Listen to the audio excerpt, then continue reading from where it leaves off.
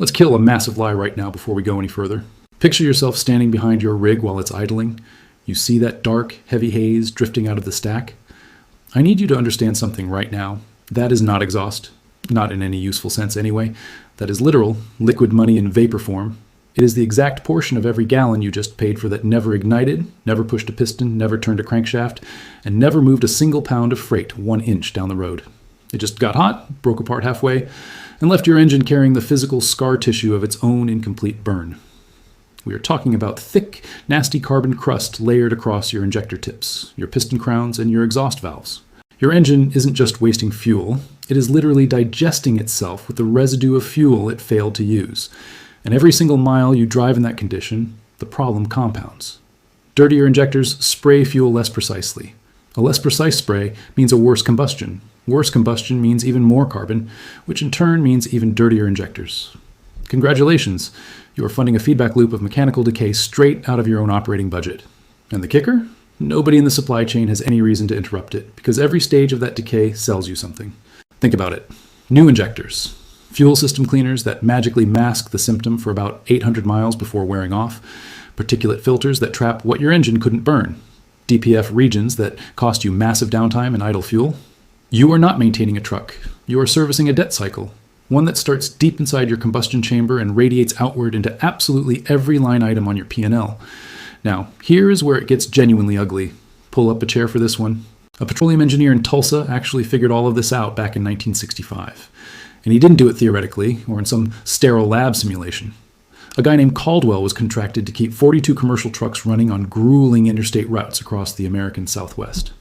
Every 6 months, his team would crack open those injectors and find the exact same nightmare. Carbon fouling so aggressive it was warping spray patterns and completely collapsing compression efficiency. And this was happening in engines that were barely 3 years old. But Caldwell didn't blame the engines, he blamed the fuel. Diesel, in the mid-60s, was a rough distillate. It was packed with heavy hydrocarbon chains that simply could not finish burning before the exhaust valve opened. Partial combustion was literally baked into the chemistry of every single gallon leaving the refinery. No engine design on Earth could fix what the fuel itself mathematically refused to do. So, he spent 18 months testing combustion catalysts. These are trace chemical compounds you add to fuel that give those stubborn, long-chain molecules enough of a chemical push to fully oxidize before the engine's stroke ends. After cycling through dozens of formulations, he landed on a specific blend built around a compound called 2-ethylhexyl nitrate. The numbers it produced were so impossibly clean, Caldwell initially assumed his testing instruments were broken. Combustion completeness jumped from a sluggish 68% to an unheard of 94%. And this wasn't just under perfect lab conditions. This was across every load condition and operating temperature he could throw at it. It wasn't just one freak engine either. This happened across the entire fleet of 42 trucks. The cost per tank? $2. $2 separated every diesel operator in America from an engine that burns nearly everything you feed it versus one that wastes a third of it and chokes on the leftovers. $2. And this solution existed before most of the people watching this video were even born, yet somehow you grew up believing that black smoke was just a fact of diesel life. You were told it's just the price of running compression ignition. That belief was not an accident. It was engineered. And the engineering worked so incredibly well that 60 years later, the exposed truth about what actually happens inside a treated combustion chamber still sounds like a late-night infomercial fantasy. But it's not a fantasy. The chemistry is about to speak for itself. Commercial trucking in the United States consumes roughly 28 billion gallons of diesel every single year. At $4 a gallon, that is $112 billion spent annually just to keep freight moving. Now, I want you to hold that number in your head and ask yourself a very simple question. What if 30% of every gallon you purchase never becomes forward motion? What if it just exits your exhaust stack as carbon particles, unburned hydrocarbons, and that black haze coating your injectors on the way out? 30% of $112 billion is $33.6 billion. Earth's gone. Poof. Not stolen at gunpoint in a dark alley. Stolen at the molecular level, inside your own combustion chamber, every single firing cycle. Caldwell's research didn't guess at these numbers. He measured them. Fuel consumption per mile dropped 18% when combustion completeness was pushed from 70% up toward 95%. Black smoke emissions plummeted by 87%. Carbon deposit accumulation inside the injectors and combustion chambers dropped 79% over 6 months of continuous, hard operation. These aren't marketing claims printed on a shiny plastic bottle. These are tightly controlled measurements submitted to 3 major oil companies. All three companies reviewed the data. All three confirmed the results. And then, all three completely refused to develop the product. The rejection letters, 2 of which actually survived in Caldwell's personal files, said the exact same thing, just wrapped up in polished corporate PR speak. To translate, a fuel additive that dramatically reduces diesel consumption represents a direct conflict with our core revenue interests. Let that sink in. Think about what that sentence actually means for your daily operation. You're running a truck at, say, 12 miles per gallon. The chemistry exists, and has existed since 1965, to push that exact same engine to 15 miles per gallon without turning a single wrench. Over a year of commercial driving, that gap equals thousands of gallons. Over 5 years of ownership, that gap is literally a used truck's worth of cold, hard cash that you lit on fire and blew out your exhaust pipe. And the companies selling you the diesel, they are the exact same companies selling you the injector cleaners and fuel system treatments at every truck stop in the country. They sell you products that scrub the symptoms, the carbon buildup, the fouled nozzles, the power fade, without ever touching the root cause. They are selling you a highly priced mop for a leak they refuse to fix, because the leak itself is worth $33 billion a year to them. $2 of additive per tank. That is the entire cost of closing the gap between 70% combustion and north of 90%. $2 against a $33 billion annual empire that vanishes the exact moment enough operators understand basic math. Caldwell's patent was granted in 1967, and then it was allowed to quietly expire through what his own attorney called unprecedented interference. By 1972, the formula sat in public patent records. Technically visible, but practically invisible to anyone who didn't already know exactly what to look for. Caldwell died in 1998, having watched an entire industry choose to sell you more fuel rather than let you burn less of it. So, now you have the numbers. You have the documented percentages. You have the blatantly obvious corporate motive.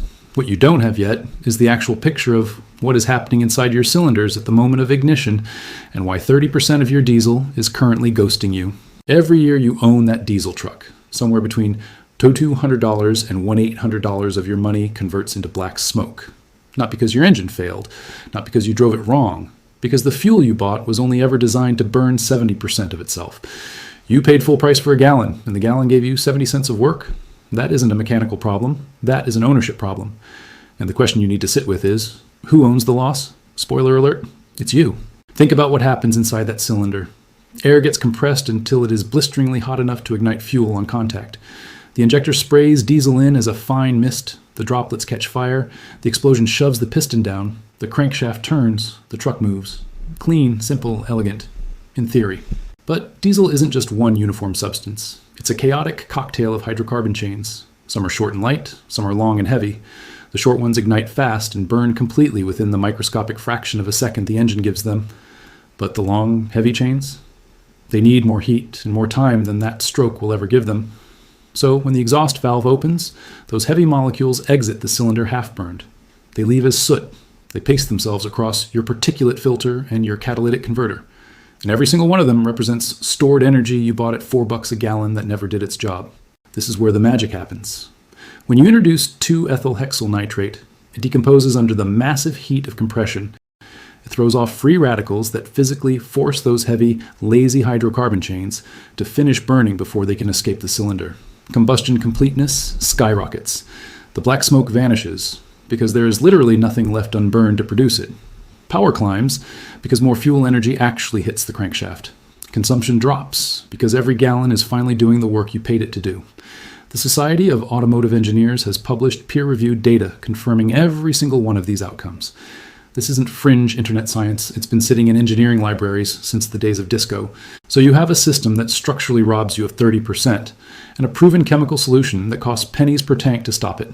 Yet, for 60 years, the truck stop shelves have been curated to only sell you symptom managers.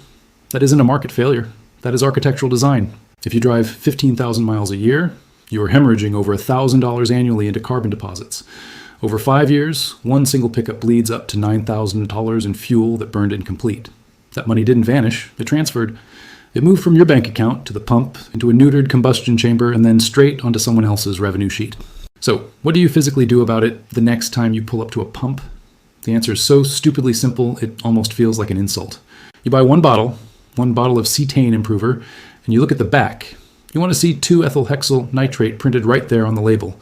Some bottles might abbreviate it to EHN. If the active ingredient section is blank, or if it says proprietary magic blend, or advanced molecular technology, put it back on the shelf. That product exists to tax you, not fix your engine. The one you want identifies itself because it has absolutely nothing to hide. This isn't a complex lifestyle change. You're literally pouring a liquid into a hole. It takes 9 seconds. You do it while the pump is running. No mechanic, no special tools, no learning curve. Here is the ultimate proof. Every professional diesel racing team already does this. The military requires cetane levels way above what you get at the commercial pump.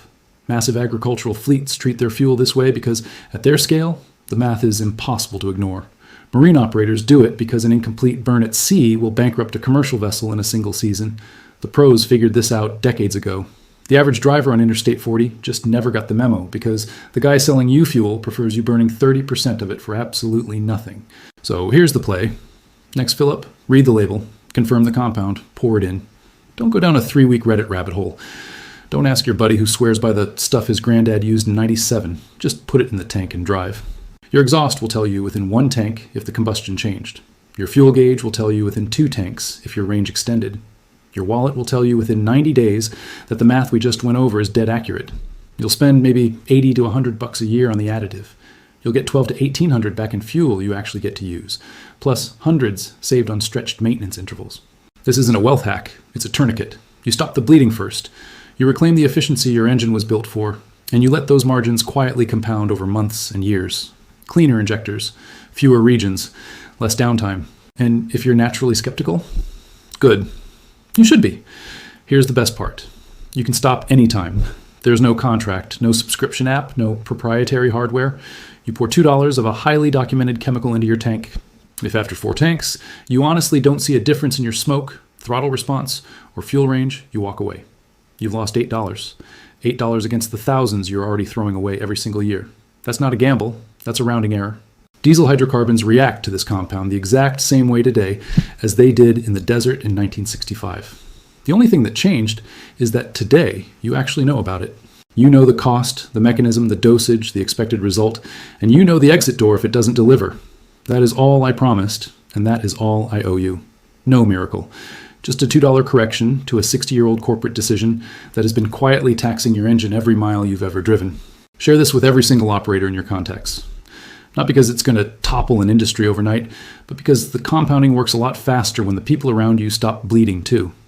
Hit subscribe, because the next vault opens soon, and what is inside it will make this look like a warm-up.